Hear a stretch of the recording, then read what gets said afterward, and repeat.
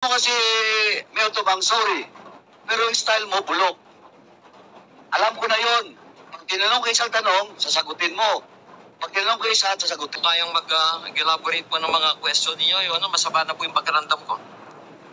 Mr. Chair, the resource person is manifesting that he's not feeling well. Okay,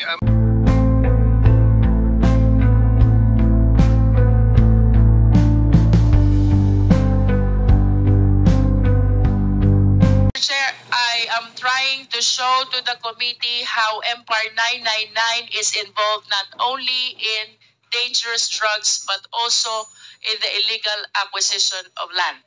Without sounding repetitive, Mr. Chair, let us be reminded that the 560 kilos of shabu were found in Empire 999, which is owned by Chinese incorporators. Among those are Willie Ong and ADT Yang. It is the same company, Empire 999, which allegedly acquired illegally 320 land holdings allegedly in Mexico, Pampanga as well. So at this point in time, since both the dangerous drugs operation and the illegal acquisition of land both happened in Mexico, Pampanga, let us ask Mayor Tumang to enlighten us kung ano pong nangyari dito, because I believe dumadaan sa munisipyo lahat ng transfer ng property. Mayor Tumang, please.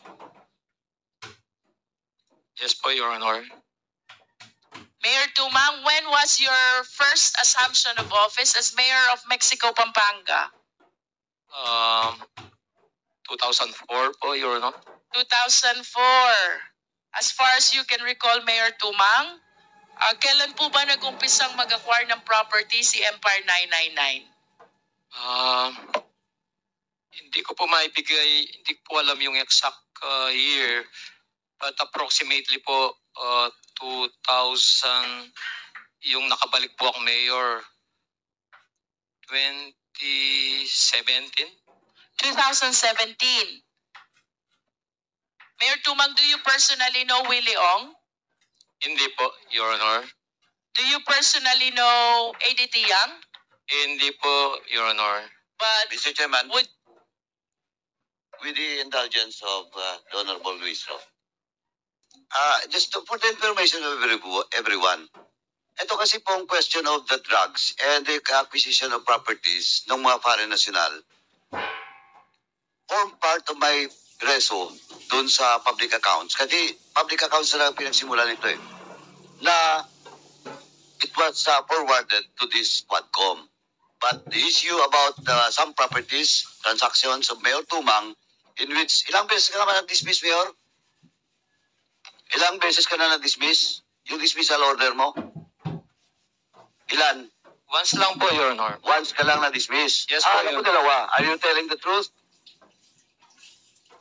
Mayor Tumang, ganito lang po, I just want to warn you. You're under oath once again in this Quadcom hearing, and you're being asked by Congressman Luis Ro.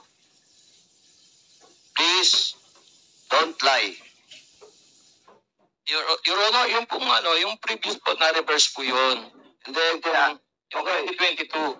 And then po, 2023, last August po, yun po yung last ko pong dismissal. Under appeal. Yes po, pending appeal po. Pending appeal.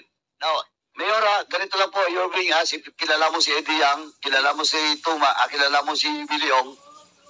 I just want to tell you, we have already discussed it in the Committee of Public Accounts. And please answer the query of the members of this committee truthfully, or else I will show you the proof. Yes po, Your And Honor. if you're lying, I will cite you in contempt once again, Mayor Tumang. Thank you, Mr. Chairman. Mayor Tumang, ulitin ko po yung tanong. Do you personally know Willie Ong? Your Honor, hindi ko po personally kakilala si Willie Ong and Eddie Yang. pumunta po sa munisipyo, doon ko lang po sila nakilala dahil nag-inquire na bibili po silang lupa. With your statement, Mayor Tumang, it appears that you personally know Willie Ong and ADT Yang. Because when you said they came to your office, approached you, and told you that they are going to buy lands, Doon then pa lang it po. means that you were able to personally Yes po. meet with these two individuals. Tama po ba? Yes po, namit ko po sila sa munisipyo. In other words, you personally know Willie Ong and ADT Yang. Are you aware that Chairman, once again, Mr. Chairman, this will be the last. Mayor Tumang, you're lying. Hindi po, Your Sandali Honor. po. Let me finish. Please don't answer. Don't talk unless you are recognized by the chairman. Mayor Tumang, sabi mo hindi mo kilala personally si Willie Ong at saka si Eddie Yang. Si Eddie Yang, hindi mo kilala? Nakilala ko po, Your Honor, nung pumunta po sa munisipyo, nagpakilala po sila, Your Honor. Sandali, yung sa munisipyo lang ba? Yes po, Your Honor. Yun lang? Oh, now. Eto, Mayor Tumang. Nagsisinungaling ka. Di ba naimbitahan kayo doon? Sa China? Yes po, At Your Honor. kasama niyo si Eddie Yang? Yes po, Your Oh, Honor. now you're telling me that sa munisipyo lang? Nung Don't lie. You're lying. Di- Anong hindi? May mga picture kayo. Abroad. You were invited and you represent Mexico, Pampanga in that travel with Eddie Yang. And it's Eddie Yang that introduced all of you, and that includes the former governor, the governor, to the ambassador. Yes po, Your Honor. Oh, ngayon, di mo kilala? Mr. Chairman, Hindi ko lang po, Mr. Chairman, I have warned you, patensyahan po tayo. I move to sign the contempt, Mayor Tumang. Your Honor, can I explain po para makuha niyo po yung point ko? Sandali po. Please po, Your Honor. Sandali po. You're not yet recognized. Mr. Chairman, once again, I move to cite in contempt Mayor Tumang in violation of our Section 11, Paragraph A. Refusal and evading to answer questions of the members of this committee. So move, Mr. Chairman. Your Honor, can you please give me a chance to explain? Hindi po kasi ano yung exact gusto niyong Mr. Chairman, the question is very simple. Just a 1-minute suspension. Former Mayor Tumang. And let me finish first. And the former mayor has asked the committee to listen to his explanation.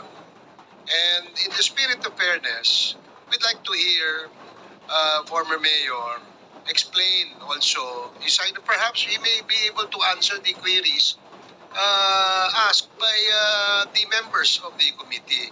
So, Mayor Tumang, para po maliwanag, ang tanong po sa inyo kung kakilala nyo po si Eddie Yang. Ang sabi nyo po kanina, hindi.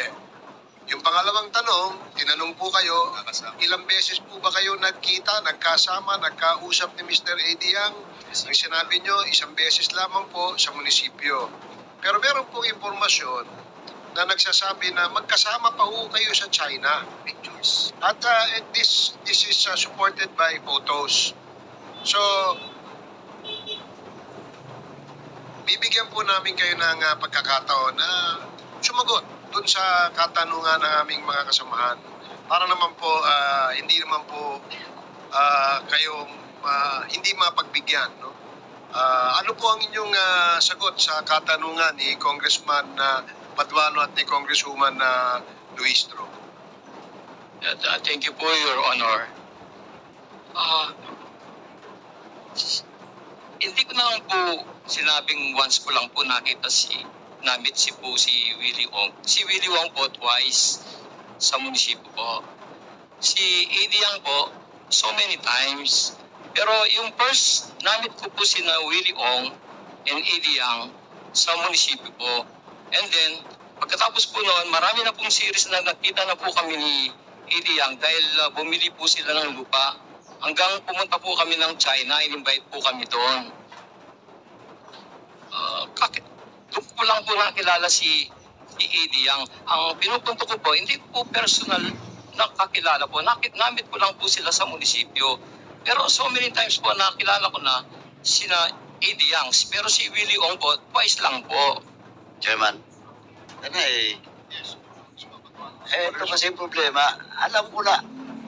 Sinabi ko na kanina, Mayor, pinagdaanan na to natin Dalawang committee, dangerous drugs, at saka yung Mexico. But sabi ko nga, kaya kayo inibitahan dito, including your brother, and all those research person from Mexico, Pampanga, because there is a resolution by me na yung drugs, yung drugs at saka illegal acquisition of properties of Chinese national will be forwarded to this committee.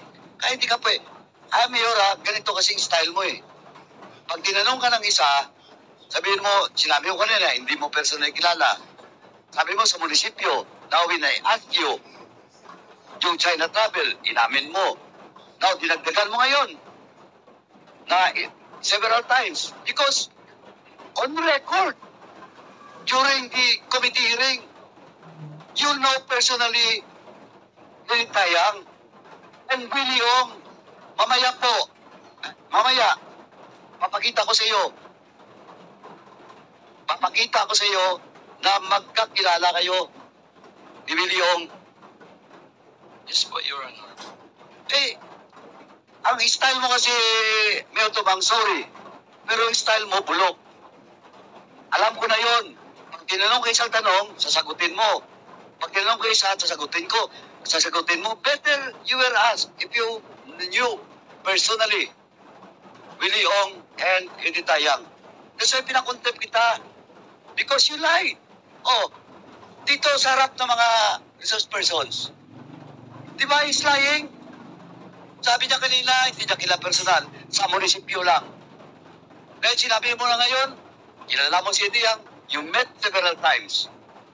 Twice lang kayo ni Willie Ong, but I will establish to you that you have transactions with Willie Ong. And you will not make transactions with a certain person, especially kung hindi mo siya kilala. And you're lying. Di pa tayo umabot doon. Approve ko.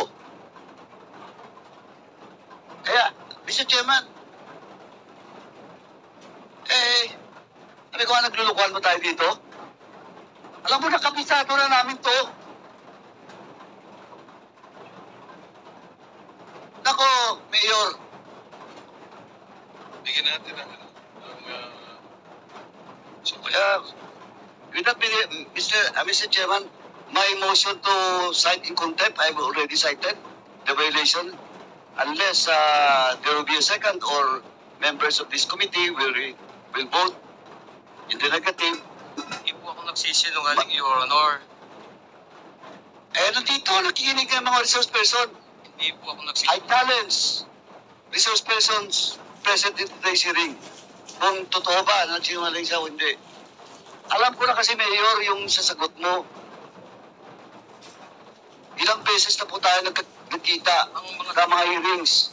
Kaya nga na-contempt ka rin nung nakaraan, di ba? Yung mga sagot ko po, pare-parehas lang po, Your Honor. Anong parehas? You're lying, dirty. Hindi po ako nagsisinungaling, Your Honor. Mr. Chairman, anyway, sabi niya, still standing, hindi siya nagsisinungaling. Once again, Mr. Chairman, I dislike to manifest once again that my motion to cite in contempt Mayor Tumang still stands. Thank you, Mr. Chairman. Mr. Chairman, I second. Yeah, there is a motion to former Mayor Tumang for violating Section 11, Paragraph D of the Rules of Procedure governing inquiries in the aid of legislation. And this was duly seconded by Congressman Nakop. Are there any objections? Hearing none, the motion is approved. The former Mayor Tumang is now cited in contempt. And we'd like to ask the Sergeant at Arms to please assist and escort former Mayor Tumang. Are there any other motions that you'd like to? Okay. So, any other motion? Mr. Chair, Congressman Ako. before I file or I move for the second motion, please allow me to explain why I seconded the motion of the Honorable Carabs Paduano. Please proceed. You have 3 minutes, Congressman Ako. Thank you. Ako po ay membro ng Committee on Public Accounts, Vice Chairman ng Committee on Dangerous Drugs, kaya alam ko po yung istorya na sinasabi ni Honorable Paduano. Why? Kasi religiously, nag-attend po ako ng mga hearings ng public accounts at saka pan. Mayor Tumang, kung ano po yung style ninyo doon sa committee hearings, ganun po rin yung ginagawa nyo rito eh. Kung hindi ka nako-confront ng mga ebidensya na hawak ni Chairman Paduano, hindi mo inaamin. Inaamin mo lang pagkatapos na makonfront ka na may mga ebidensya siya. Do not try to fool the members of this committee. Iisa lang po yung utak po ninyo eh. Napakaraming utak nandito na pinakikinggan ka at saka inobserbahan. Kilala ka na namin talaga eh. Di ba? Kung hindi sinabi ni Honorable Paduano na meron siyang pruweba na pumunta kayo sa China kasama itong mga taong ito, hindi mo aaminin. Kasi ganun din ang ginawa mo dun sa Committee on Public Accounts. Nandun ako. That is precisely the reason why I seconded the motion of the Honorable Paduano, Mr. Chair. Kasi alam ko rin na nagsisinungaling siya. Thank you, Mr. Chair. Mr. Chair, Thank you, Congressman Ako. Yes, Chair. Congressman Fernandez. I would like also to manifest that I'm also a member of the public accounts. As a matter of fact, lagi natin sinasabi to that dangerous drugs, public accounts, yung sa human rights, and my committee, we're all together. Umiikot kami sa mga issues regarding dyan sa issue ng kay Mayor Tumang, issue ng different committees. And we know, Mayor Tumang, yung mga ginawa mong pagsisinungaling ngayon. Actually, kanina, nakikinig lamang kami. Akala namin, sasabihin mo yung mga totoo. When you were mentioning about yung hindi mo kilala, medyo parang nagkatingin na kami dito. Parang may saliwa ito sinasabi. It's hard, no? Sana wag po kayo magpaawa. No? Dahil hindi kami maaawa sa inyo, dahil hindi po kayo nagsasabi ng totoo. Your Honor, But of course, let me finish. We'll be giving you a chance. Doon, pinag-usapan na po natin to ng mga maraming hearings sa public accounts. And we have a lot of evidences showing you yung pinakita namin mga pictures and even manifested by the different resource persons. And now, babaguhin ninyo inyong statement. And that's the reason why hindi ko na po matiis. Kanina, I was trying to ask Chairman Paduano to reconsider and to withdraw and give you another chance. But still, you're trying to lie dito sa committee ito. We elevated your issue on this Quadcom para sabihin mo yung mga sinabi mo doon at i-manifest mo dito. But unfortunately, hindi mo po ginagawa. Yun lamang po, Mr. Chairman. Okay, salamat, Congressman Fernandez. So, before we took a short break, the chair recognized Congresswoman Luistro. And at the moment, she still has the floor. So you can proceed now, Congresswoman Luistro. Mr. Chair, I believe that they still have a pending motion. Okay, so if there's They're about to move. if there is another motion, the chair would like to hear the motion. Congressman Ako? Mr. Chair, since former Mayor Tumang was cited in contempt by this committee, may I move that former Mayor Tumang be meted the penalty of being confined dito po sa premises of the House for the period until the committee report of this Quad Committee is finished. So move, Mr. Chair. There is a motion to detain drugs and Pogo. Any second? Julie seconded. Any objections? Hearing none, the motion is approved. So, Comsec, please coordinate with the Sergeant at Arms in order to escort. Sir, I will continue with my interpellation. Mayor Tumang, sandali lang po. I'm sorry, I'm a bit. Ma'am, kailan po yung una kayong pinuntahan sa munisipyo ni Willie Ong at ni ADT Yang?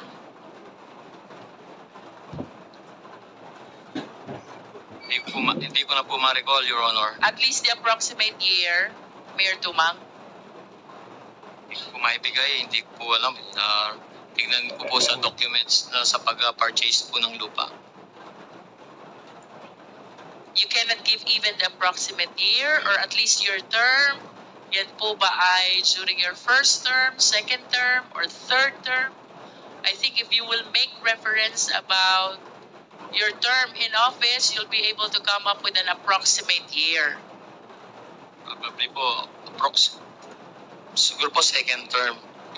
And if it is second term, kailan po ba yung second term nyo?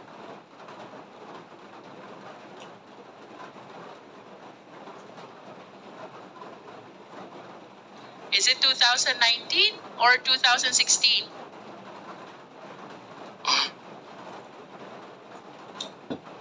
Mahirap po bang tandaan yung term? 2020 po, siguro. 2020. So, Not sure po. sometime in 2020.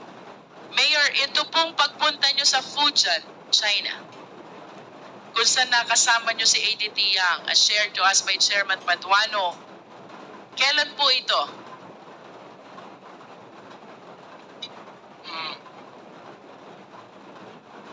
Is it during your first term Hindi or ko na- second term?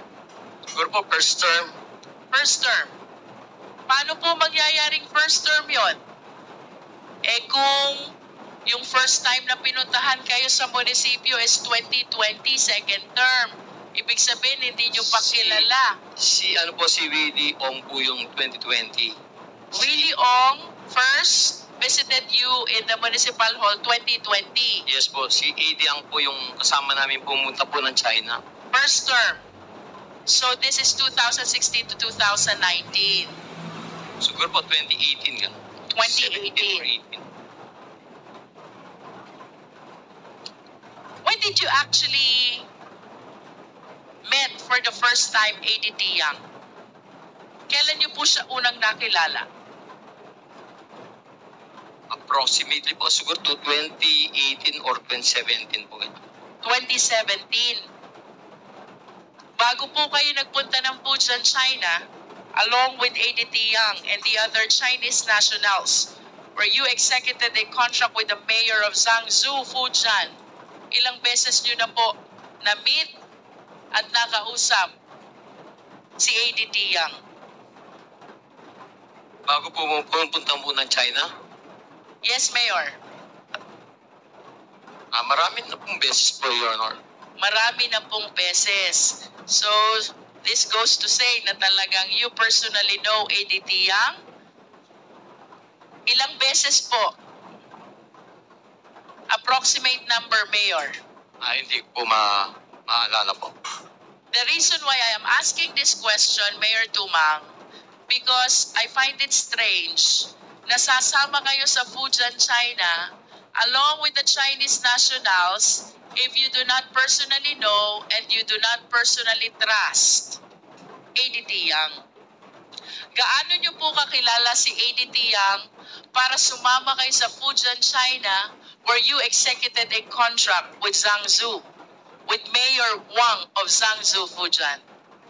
In-invite po kami, hindi lang po ako kasama po yung mga konsyal nun. Tama pa po yung former Vice Mayor po, si Jonathan Pangan.